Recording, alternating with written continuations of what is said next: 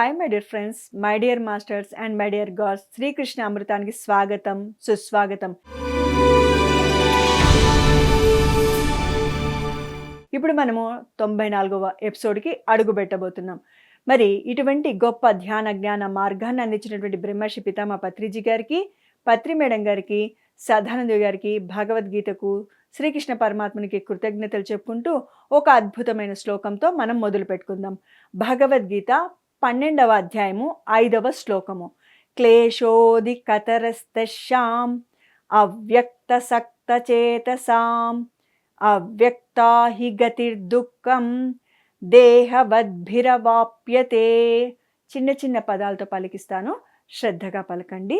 క్లేశోధి కతరస్తశ్యాం అవ్యక్త సక్త చేతసాం అవ్యక్తా హి గతిర్దుఃఖం దేహవద్భిరవాప్యతే.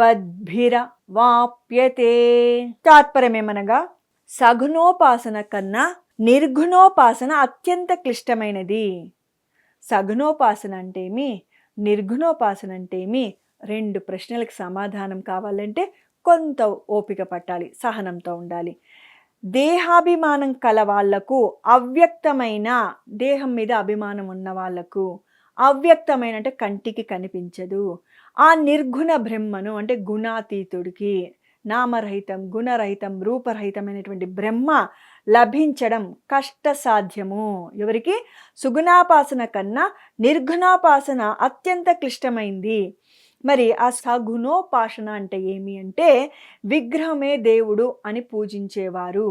నిర్గుణోపాసన అంటే నామరహితుడు, గుణరహితుడు, రూపరహితుడైనటువంటి ఆ పరమాత్మను తనలోనే ఆత్మరూపంలో దర్శించే సాధన చేసేవాడు. ఈ రెండు మనకి ఒక క్లారిఫికేషన్ ఇప్పుడు ఇచ్చాం. మరి ధ్యాన వివరణలో గురువు గారు మనకి ఏ ఏ విషయాలు చెప్పాడు, ఏ విధంగా మనం అర్థం చేసుకోవాలి చెప్పుకుంటూ, ఇతిహాసాల్లో నుంచి కొన్ని కథలను మనం ఉదాహరణగా తీసుకొని మనం ఎక్కడెక్కడ పొరపాట్లు చేస్తున్నామో వాటిని దిద్దుకోవడమే మనం మానవ జన్మకున్నటువంటి విషయం. నేను వినను, నేను ఇంతే, నేను చెప్పిందే రైటు అన్న వాళ్ళని కూడా తప్పుపట్టలేం. ఎందుకు? ముందు ముందు శ్లోకాల్లో అంతా తెలుసుకున్నాము. ఎందుకు? వారు ఇంకా జన్మలు ఎత్తేది ఉంది అని గురువు చెప్పేవారు. మొట్టమొదటి జన్మలు ఏ జన్మలు? మొట్టమొదటి జన్మలు మానవ జన్మలు ఇప్పుడే అడుగు పెడుతున్నాడు కాబట్టి తన యొక్క ప్రవర్తన తమోగుణం రజోగుణంతో కూడుకొని ఉంటుంది, వారిని బలవంతం చేయొద్దండి అని అనేవారు. లేదు, దీని లోతుల్లోకి వెళ్ళాలి, తెలుసుకోవాలి, తెలుసుకొని నాకు నచ్చితే, నా మనసు తృప్తి కలిగితే నేను ఆచరిస్తాను అనేవాళ్ళు కోకొల్లలు ఉన్నారు. వారి కోసం మనం మాట్లాడుకుందాం. ఏం మై డియర్ ఫ్రెండ్స్, సగుణ నిర్గుణ ఉపాసనలలో సగుణోపాసన సులభ సాధ్యమైనది. రెండు ఉపాసనలు ఉన్నాయి, అంటే రెండు క్రియలు ఉన్నాయి. ఒకటి సగుణోపాసన, రెండు నిర్గుణోపాసన. మరి ఆ ఉపాసనలో సగుణోపాసన సులభ సాధ్యమైనది అంటే ఒక విగ్రహం పెట్టుకొని చక్కగా రోజు దీపారాధన చేసి పువ్వులు పెట్టి పూజించడం, లేదు అభిషేకాలు చేపియడం, ఆకు పూజలు కట్టియడము, హోమాలు యజ్ఞాలు వ్రతాలు చేపించుకోవడము, లేదా ఉపవాసాలు ఉండడము, ఇదంతా భగవంతుని మీద భక్తితోనే కదా. సగుణోపాసన అంటే ఆ విగ్రహం మీద ఉన్నటువంటి భక్తి శ్రద్ధలను మనం చూపించుకోవడము. మరి కార్తీక మాసం అయితే దీపాలు పెట్టడము, పున్నమ అమావాస్యకు ఉపవాసాలు ఉండడము, కార్తీక పున్నమ అమావాస్యకు చేస్తారు కదా.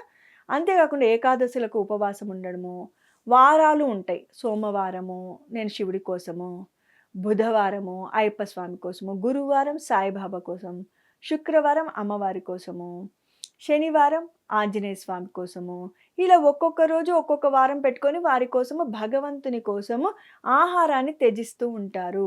దీనిని ఏమంటారు? భగవంతుని మీద భక్తి, మాకు అనన్యమైన భక్తి ఉంది అంటారు.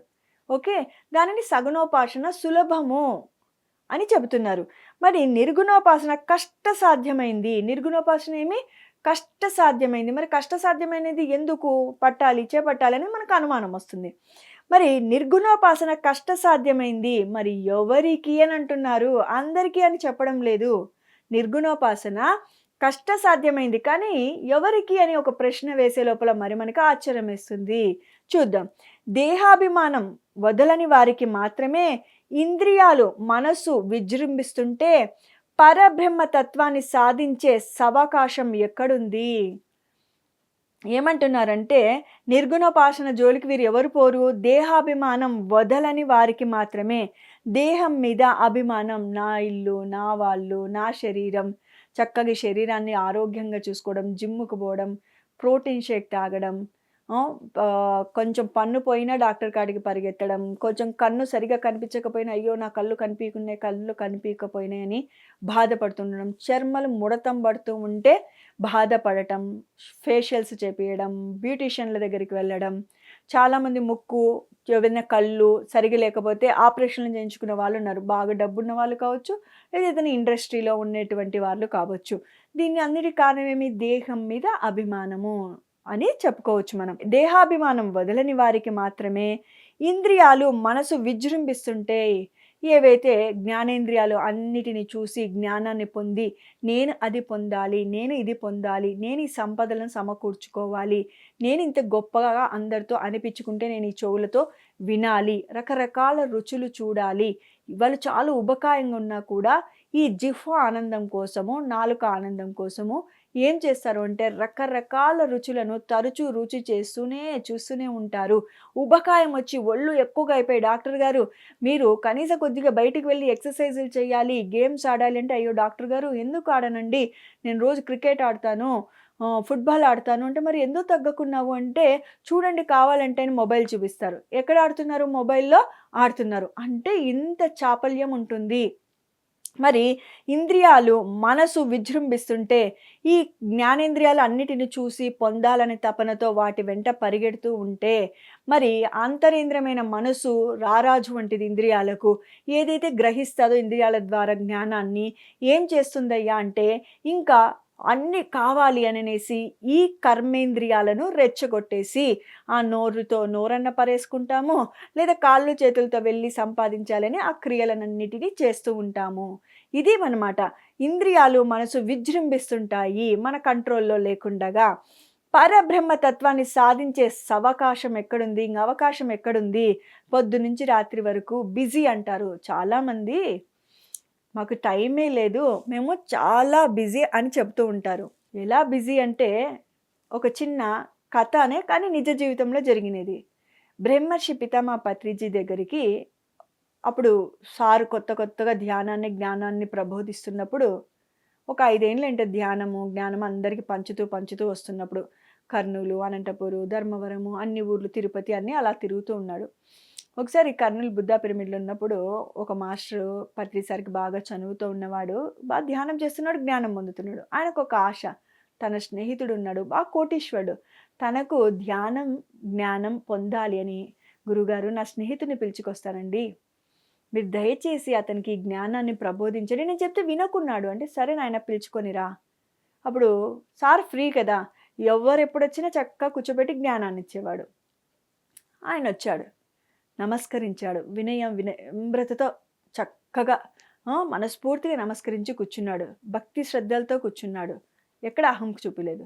గురువుగారు గంట సేపు కూర్చొని ఆత్మజ్ఞానాన్ని ఆయనకు కొంత చెప్పుకుంటూ వచ్చారు. అదంతా విన్నాక చాలా ఆనందించాడు ఆ స్నేహితుడు. ఎంత మంచి చోటికి పిలుచుకొచ్చారు గురువుగారు, నా మిత్రుడు, వాడికి ఎంతో కృతజ్ఞతలు, మీరు ఎంత బాగా చెప్పారండి. ఇవన్నీ నాకు కూడా తెలుసు, కొంచెం విన్నా నేను కూడా. మా తాతగారి నుంచి, మా కుల గురువు నుంచి, అప్పుడప్పుడు మేము ఎక్కడికైనా వెళ్ళినప్పుడు ఇలాంటి ప్రవచనాలు పెడతారు కదా, గురుగారు నిజం మీరు చెప్పేటివన్నీ వాళ్ళు కూడా చెప్పారు, చాలా బాగా చెప్పారు గురువుగారు మీరు అని చాలా ఆనందించాడంట. వాళ్ళ స్నేహితుడు కూడా ఆనందమైందంట. ఎందుకు? నా ఫ్రెండ్ దారిలో పడుతున్నాడు అని అనేసి. ఆ తర్వాత అతను ఒక్క ప్రశ్న వేశాడంట గురువుగారు, ఒకే ఒక చిన్న ప్రశ్న, మీరు ఏ తప్పుగా అనుకోద్దండి, చాలా బాగా ఉంది, నాకు కూడా చాలా బాగా అనిపించింది ఈ మార్గంలోకి రావాలని, కానీ నాకు సమయమే లేదు గురువుగారు.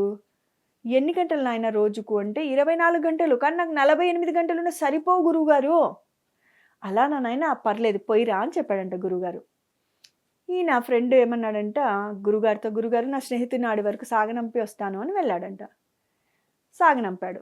వచ్చినాక పత్రిసారి మీద బాధతో ఇంక ఏడవడం ఒక్కటి తక్కువ, గురుగారు నేను ఎంత కష్టపడి నా ప్రాణ స్నేహితుని మీ దగ్గర తీసుకొచ్చాను, మీరెందుకు గట్టిగా పట్టుకొని చెప్పాల్సింది. సరే నాయన మీ ఇష్టం అన్నారు, 24 గంటలే ఉంటాయి నాయన, కొద్దిసేపు కూర్చోవాలి తప్పదు, ముక్తపదం పొందాలంటే ఇవన్నీ సంపదలని శాశ్వతం కాదని మాకు ఎలా చెప్తారో ఆయనకు చెప్పాల్సింది. చెప్పాను కదా నాయన, అవన్నీ చెప్పాను కదా, ఎందుకు ఆవేశపడతావు అని అంటే, చెప్పారు గురువుగారు మీరు అన్నీ బాగానే చెప్పారు. కరెక్టే చెప్పారు గురుగారు. కరెక్టే, కరెక్టే. మీ తప్పేం లేదు. మరి ఇంకొంచెం గట్టిగా కూర్చోబెట్టాల్సింది గురువుగారు. అంటే అప్పుడు చెప్పాడు, నాయనా ఆయనకు దేహాభిమానం ఇంగ వదల్లేదు. ఇంద్రియాలు మనసు వెంట పరిగెడుతున్నాడు. నువ్వు ఎంత మొరాయించి కట్టేసి, కాళ్ళు చేతులు కట్టేసి కూర్చోబెట్టినా ఆయన కూర్చోలేడు. ఇప్పుడు అర్థమైందా? నా భర్త ధ్యానం చేయడు అంటారు కొంతమంది. నా భార్య ధ్యానం చేయదు అంటారు. చూడండి, నేనొచ్చి ఇక్కడ పీఎంసీ ఛానెల్‌లో ఇంత ఆత్మజ్ఞానాన్ని ఇస్తున్నాను. కొంతమంది నాకు ఫోన్ చేసి, మేడం ఎంత బాగా చెప్తున్నారు అనేసి అంటుంటారు. ఈ మధ్య కాలంలో ఒక చిన్న కుగ్రామానికి వెళ్ళాను. ప్రొద్దుటూరు దగ్గర ఉంది. పుచ్చకాయపల్లి అనే గ్రామం దగ్గర కొండ సుంకేసుల అనే చిన్న గ్రామానికి వెళ్ళాను. అక్కడ ఒకే ఒక్క గంటలో ఒక్క శ్లోకాన్ని విడమర్చి చెప్పాను. ఆ! ధ్యాన మహాయాగం జరగబోతుంది కాబట్టి అసలు యజ్ఞం అంటే ఏమి అని భగవద్గీత ఏమి చెబుతుంది? మనము సమిధలు అంటే అందులో వేసే పదార్థాలు, హోమగుండము, మంత్రాలు ఇవి అనుకుంటాము. యజ్ఞం అంటే లోక కళ్యాణం కోసం చేసే క్రతువు. అది యజ్ఞము అని దాని గురించి డీటెయిల్‌గా ఎక్స్‌ప్లనేషన్ చేశాను. ఒక్క శ్లోకం. కనీసం అక్కడ 5-6 మంది, మేడం ఇంత బాగా చెబుతున్నారు. ఈ పుస్తకం ఎక్కడ దొరుకుతుంది అన్నారు. నా వాక్కుల్ని కాదు వాళ్ళు పట్టుకునేది, ఈ పుస్తకంలోని జ్ఞానం ఎక్కడి నుంచి వచ్చింది అని. ఇది భగవద్గీత శ్రీకృష్ణామృతం పత్రిజీ సార్ రాసిచ్చినటువంటి అద్భుతమైనటువంటి గ్రంథము. పత్రి సార్ ఒకసారి అన్నారు, నేను 4-5 సంవత్సరాలు దీని మీద సమయాన్ని కేటాయించాను. శ్రీకృష్ణామృతం ఇంత వివరంగా విపులంగా శ్లోకాలు ఏవేవి కావాలి, మనకి ఏ ఏ శ్లోకాలను పట్టుకుంటే అంతరార్థాన్ని తెలుసుకుంటే మన మూలాల్లోకి వెళ్ళి ఈ జన్మ ఆఖరి జన్మ చేసుకోవచ్చు అని ఎన్నో 700 శ్లోకాల్లో నుంచి ఈ 104 శ్లోకాలు తీయడానికి ఎంతో అహర్నిశలు కష్టపడ్డాడు. అవన్నీ పుస్తకాలు చెప్పాను. మేడం మరి మాకు ఈ యొక్క భగవద్గీత వినాలంటే ఎట్లా అన్నారు. పిఎంసి ఛానల్లో వస్తుంది అని చెప్పాను. ఆయనకి ఇచ్చేసాను, లింకులు పంపించాను. అక్కడ హైదరాబాద్ నుంచి వచ్చిన అక్క చెల్లెలు, కొంతమంది మేడం వాళ్ళ అక్క చెల్లెలు, కొంతమంది ఆ ఊర్లో ఉన్నటువంటి వాళ్ళు అంతా తీసేసుకున్నారు. తీసుకున్నాక ఒక జస్ట్ ఇక్కడికి వచ్చాను, కడతాల్కి వచ్చాను పిఎంసి ఛానల్ స్టూడియో కోసం, వర్క్ కోసం, భగవద్గీత కోసం. ఒకరోజు కాల్ చేశాడు, మేడం మా ఊర్లో గుళ్ళో నేను రోజు గుడికి పోతుంటాను, ఈ భగవద్గీతను ఆ గుళ్ళో రోజు పెట్టాలనుకుంటున్నాను అన్నాడు. జన్మ ధన్యమైంది అనిపించింది. ఎందుకు? పత్రిజీ సార్ కష్టపడి రాసినందుకు. ఆ ఊర్లో ముందే ఫ్రాక్షన్ ఉంది అని ఆ మేడం బాధపడేది. వీళ్ళు మారాలి మారాలి, ఇంకా రాజకీయాల్లోనే ఉంటున్నారు, ఇంకా కొట్లాటలు, పగలు, ప్రతీకారాలు, మా ఓడు మీ ఓడు అని ఇంకా ఉంటున్నారని ఆ మేడం పాపము కార్తీక మాసం అని చెప్పి వనభోజనం అని ఒక చిన్న సాకు చెప్పి ఒక మాస్టర్ని పిలిపించి జ్ఞానాన్ని ఇస్తూ వస్తుంది. మరి ఇప్పుడు ఆ మేడం ఆ రోజు బాధపడింది, ఎవ్వరు సరిగ్గా వినడం లేదు అని కోప్పడింది, ఇంక ఏడ్చేసేసింది కూడా. ఇంక మారరా మీరు, ఇంకా మారరా అని అనేసి. ఆ ఊరి కోడలు ఆ మేడం, మన pyramid master, great pyramid master ఆ మాస్టర్. ఓకే, శ్రీలక్ష్మి మేడము మరి నంద్యాలలో ఉంటారు. చాలా మందికి సుపరిచితమై ఉంటారు. మరి ఇప్పుడు ఈ విషయము నాకు విని ఆనందం వేసింది. ఆమె పడిన బాధ, ఆమె పడిన తపన, పిఎంసి ఛానల్ కష్టపడిన కష్టము, నేను పడిన కష్టము, అన్నిటికన్నా బ్రహ్మర్షి పితామహ పత్రిజీ ఇన్ని సంవత్సరాలు మనందరి కోసం పడిన కష్టము, శ్రీకృష్ణుడు మన కోసము అందించినది, అందరి యొక్క ఉద్దేశము మన లాంటి వాళ్ళందరూ మానవులందరి జ్ఞానాన్ని పొందాలి అని. ఆ మహానుభావుడు ఏం చేస్తానన్నాడు, వారి ఊరిలో గుళ్ళో మైక్ పెడతాం కదా మేడం, ఇప్పటి నుంచి భగవద్గీత పెడతాం, నాకు చాలా ఆనందంగా ఉంది, మాకు చాలా తెలియని విషయాలు తెలుస్తున్నాయి మేడం అన్నాడు. మరి పత్రి సార్ అంత బాగా రాశాడనమాట. అంత బాగా మనకు తెలియని విషయాలు సహజంగా సరళంగా సామాన్య మానవుడు కూడా అర్థం చేసుకునే విధంగా ఉంటుంది. అందుకని ఈ పుస్తకం కొని మీ భవిష్య తరాలకు బహుమానంగా ఇవ్వండి అని చెప్తాను. సిరి సంపదలు పోతాయి. మనం వెళ్ళిపోయినాక వాళ్ళు ఒక్కసారి ఎక్కడైనా వెళ్ళి ఏదైనా పందెం ఓడ్చినారు, ఏదైనా విలాసాల పాలినారంటే, లేకపోతే ఎవరైనా మోసం చేసినారంటే సంపదలు పోతాయి. కానీ ధ్యానాన్ని, ఆత్మజ్ఞానాన్ని మన బిడ్డలకు పరిచయం చేస్తే వారు ఎప్పుడు సురక్షితంగా ఉంటారు. పరమాత్మని యొక్క ఆరాలో మంచి చేస్తారు, మంచి జరుగుతూ ఉంటుంది కదా. అది లాజిక్ అన్నమాట. మరి ముందుకు వెళ్ళిపోదామా? చూద్దాం మై డియర్ ఫ్రెండ్స్. ఎవరైతే దేహాభిమానం వదలరో, ఇంద్రియాలు మనసు విజృంభిస్తుంటాయో, పరబ్రహ్మ తత్వాన్ని సాధించే అవకాశము ఎక్కడ ఉంది? మరి శ్రీలక్ష్మి మేడము ఎందుకు వాళ్ళ ఊర్లో, వాళ్ళ గ్రామంలో ఇంత దుఃఖపడింది? వాళ్ళు ఇంకా ఈ యొక్క ఇంద్రియాల వెంట మనసుని పట్లనే పరిగెడుతున్నారనే కదా ఆమె ధ్యానాన్ని, జ్ఞానాన్ని పరిచయం చేస్తూనే వస్తుంది. మరి ఎవరయ్యా ఈ ఆత్మజ్ఞానాన్ని పట్టుకోలేరు అంటే దేహాభిమానం వదలని వారు, ఇంద్రియాల వెంట మనసు వెంట పరిగెడుతున్న వారు పరబ్రహ్మను వైపు అడుగులు వెయ్యలేరు అని చెప్తున్నారు. పరబ్రహ్మ తత్వాన్ని సాధించే అవకాశం ఎక్కడుంది వారికి అని చెప్తున్నారు. మనో జయం అంటే మనసును జయించడం. ఇంద్రియ నిగ్రహం కలిగి మనసును జయించాలంటే ధ్యానం చేస్తూ చేస్తూ ఆలోచన రహిత స్థితికి చేరుకోవడమే మనోజయం అవుతుంది. అంటే మనసును జయించిన వాళ్ళం అవుతాము. ఇంద్రియ నిగ్రహము ధ్యానం చేయాలంటే ఏం చేస్తాము? ఇంద్రియాలను షట్ డౌన్ చేస్తాం. ఆలోచన రహిత స్థితిలోకి వెళ్ళిపోతాం. ఏదైతే విశ్వశక్తిని గ్రహిస్తూ ఉంటామో ఈ మానవుడు మాధవుడు అవుతాడు. అవును, ఏది శాశ్వతం ఏది అశాశ్వతం అని తెలుసుకుంటాడు జ్ఞానం ద్వారా. దాన్ని తూచా తప్పకుండా పాటిస్తాడు. ఇంద్రియ నిగ్రహం వచ్చేస్తుంది. ఇది అన్నమాట ఈ లోగుట్టు తెలియాలి. ఓకే. నిష్కామ కర్మాచరణ ద్వారా చూడండి, మనోజయం కలగాలి అంటే మనసు శూన్యత జరగాలి. ధ్యానం ద్వారానే మనసు శూన్యత జరుగుతుంది. ఇంద్రియ నిగ్రహం కూడా ధ్యానం ద్వారానే జరుగుతుంది. అంతేకాకుండా నిష్కామ కర్మాచరణ అంటే గత శ్లోకాల్లో తెలుసుకున్నాం. కర్తృత్వ భావన అంటే నేను చేస్తున్నాను అనే అహం లేకుండా, నేను కాబట్టి చేశాను అనే అహం లేకుండా, ఇంకా ఏమి అంటే ఫలాపేక్ష లేకుండా నేను ఈ కర్మ చేస్తే నాకేం ఫలితం వస్తుంది. ఇప్పుడు మేడం ఏం చేశారు, పుచ్చకాయపల్లెలో క్లాస్ పెట్టించి మేడం నన్ను అందరు గొప్పగా అనుకోవాలన్నా అని ఆమె తాపత్రయపడలేదు. వారు కూడా సత్యం తెలుసుకోవాలి, వారు కూడా వారి యొక్క దైవాన్ని దర్శించాలి, వాళ్ళలో ఉన్నటువంటి ఆత్మరూపంలో ఉన్న దైవాన్ని దర్శించాలి, అందరినీ సరిసమానంగా చూడాలి. అది కదా ఆమె తాపత్రయము. మా ఊరు మారిపోవాలి అంటే ఊరి మీద ఆపేక్ష కాదు, అక్కడ ఉన్నటువంటి ఆ సామాన్యమైనటువంటి మానవులు అంటే ఇంకా ఈ ఇంద్రియాల వెంట పరిగెడుతూ ఈ భవబంధాలలో కుల మతాలు, నా కులం మా వాడు మీ వాడు అనుకుంటున్నారు. ఇంద్రియాల వెంటనే పరిగెత్తుతున్నారు, శరీరం మీద వ్యామోహంతోనే ఉన్నారు అని ఆమె బాధతో ఇలాంటి ఉత్తమమైన కార్యక్రమాన్ని నిలబెట్టారు. మరి నిష్కామ కర్మాచరణ ద్వారా దేహాభిమానాన్ని వదిలిపెట్టిన యోగికి దేహం మీద ఏముండదు. పుట్టినా ఇప్పుడు వయసు మీద పడుతూ ఉంటుంది. మామూలు ప్రాపంచికున్న వారికి ఎన్ని సంవత్సరాలు అంటే చూడండి, సహజంగా యుక్త వయసు వస్తున్నప్పుడు బాగా చెప్పుకుంటారు, నాకు 18, 19, 20 అని. ఎప్పుడైతే 30 దగ్గరకు వస్తున్నామో వయసు చెప్పడానికి ఇష్టపడరు. అంటే దేహాభిమానం, నేను ముసిలిగా అయిపోతున్నాను, నేను ఎప్పుడో అప్పుడు చచ్చిపోతాను అని భయము. అది ఆధ్యాత్మికవేత్తకు ఈ శరీరం అశాశ్వతం, మరో కొత్త శరీరాన్ని పొంది వస్తాను, ఆత్మ శాశ్వతం అని విరాజిల్లుతుంటాడు. ఈ చిన్న డిఫరెన్స్ తెలుసుకోవాలి మనము. మరి చూడండి, మనోజయం ఇంద్రియ నిగ్రహం కలిగి నిష్కామ కర్మాచరణ ద్వారా దేహాభిమానాన్ని వదిలిపెట్టి యోగికి తనలోనే తాను పొందే ఆత్మ సాక్షాత్కారం, బ్రహ్మ సాక్షాత్కారం. ఆత్మ సాక్షాత్కారం అన్నా బ్రహ్మ సాక్షాత్కారం అన్నా ఏం జరుగుతుందయ్యా అంటే సాధన ద్వారా. ఏ సాధన? ధ్యాన సాధన ద్వారా అత్యంత సులభ సాధ్యము. ఎవరికి సులభ సాధ్యమవుతుంది? సాధన ధ్యానం చేస్తూ ఉన్న వరకు.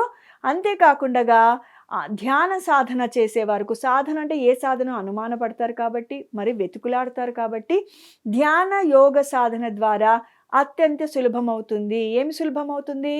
మనోలయం చేయడము, మనసును లయం చేయడము, ఇంద్రియాలను నిగ్రహం చేసుకోవడము, నిష్కామ కర్మను ఆచరించడము, దేహం మీద అభిమానాన్ని వదిలిపెట్టడము.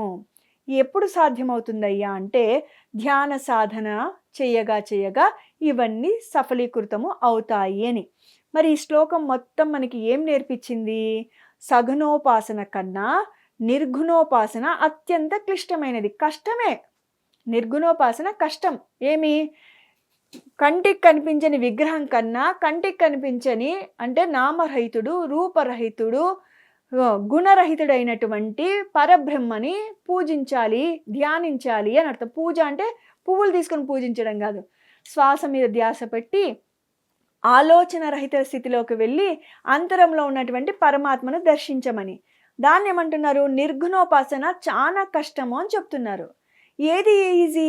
సగుణోపాసన ఈజీ. పూజలు పునస్కారాలు, పువ్వులు పట్టుకోవడం, కుంకుమార్చనలు చేయడం, హారతులు పెట్టియడం, లడ్డు ప్రసాదం పంచిపెట్టడం, భగవద్గీత పారాయణం చేపియడం, ఇవన్నీ భక్తి మార్గాలు. ఏ మార్గాలు? సగుణోపాసన అంటే విగ్రహం ముందు పెట్టుకొని విగ్రహానికి పూజించడం, విగ్రహము మమ్మల్ని కనికరించాలి అని. మరి అన్నిటికన్నా క్లిష్టమైనదేమి నిర్గుణోపాసన. కానీ అదే సరి అయినది అని శ్రీకృష్ణ పరమాత్మ మనకు సెలవిస్తున్నాడు. దేహాభిమానం కలవాళ్లకు, దేహం మీద అభిమానం అంటే చక్కగా నా దేహం బాగుండాలి, ఆరోగ్యంగా ఉండాలి, ఆనందంగా ఉండాలి, మంచి మంచి బట్టలు వేయాలి అనేవాడు. అవ్యక్తమైన ఆ నిర్గుణ బ్రహ్మను లభించడం కష్టసాధ్యము. దేహం మీద అభిమానము, ఇంద్రియాల పట్ల పరుగులు. ఇంద్రియం ఎటువైపు పరిగెత్తిస్తే అటువైపు పరిగెడుతున్నవాడు. మనసు విజృంభిస్తూనే ఉంటుంది. వాడికి చాలా కష్టము నిర్గుణోపాసన పొందడము, చాలా కష్టము. మరి ఏది అత్యుత్తమమైనది? నిర్గుణోపాసనే ముఖ్యము. ఎందుకంటే మనలో ఉన్నటువంటి పరమాత్మని దర్శించాలి అంటే నిర్గుణోపాసనే అత్యుత్తమమైనది. కష్టమైనదే కానీ అత్యుత్తమమైనది. చూడండి, 10th క్లాస్ పాస్ అవ్వడం ఈజీ. అదే నీట్ ఎంబీబీఎస్ కోసం నీట్ రాయడం చాలా కష్టం. మరి నీట్ రాసాక డాక్టర్ అనిపించుకుంటే ఎంత గొప్పగా ఉంటుంది. 10th పాస్ అయిన వాడికి, డాక్టరుగా చదువుతున్న వాడికి గౌరవ మర్యాదలు సేమ్గా ఉంటాయా? ఒకటే ఊరు, ఒకటే క్లాసు. వీడు 10th చదివి నేను 10th పాస్ అయినా చాలు, మా ఇంట్లో ఇంతవరకు ఎవడూ 10th పాస్ కాలేదని కాలర్ ఎగరేస్తుంటారు. వీడు కష్టపడిగానే గొప్ప స్థితికి వెళ్ళాలని డాక్టర్ అవుతాడు. మరి ఇద్దరు ఫ్రెండ్స్ కలిసినప్పుడు వాళ్ళ ఊర్లో ఎవరిని బాగా మెచ్చుకుంటారు? డాక్టర్నే కదా. అలానే ఈ సగుణోపాసన, నిర్గుణోపాసన. మరీ అర్థం కావాలంటే ఏం చేయాలి? ఈ శ్లోకాన్ని మరీ పెట్టుకొని మరీ వినాలి.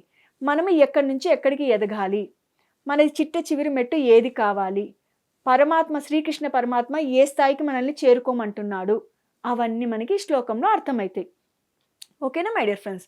మరి ఇటువంటి విషయాలన్నీ తెలుసుకోవాలంటే మున్ముందు వచ్చే భగవద్గీత శ్లోకాలను చక్కగా వీక్షించండి, భగవద్గీతను చదవండి. Okay my dear friends, my dear masters and my dear God's, ఇక సెలవు. మరొక అద్భుతమైన శ్లోకంతో మీ ముందుంటాను. మరి ఈ అవకాశం ఇచ్చినటువంటి బ్రహ్మర్షి పితామహ పత్రిజీ గారికి, పిఎంసి ఛానల్ వారికి కూడా కృతజ్ఞతలు.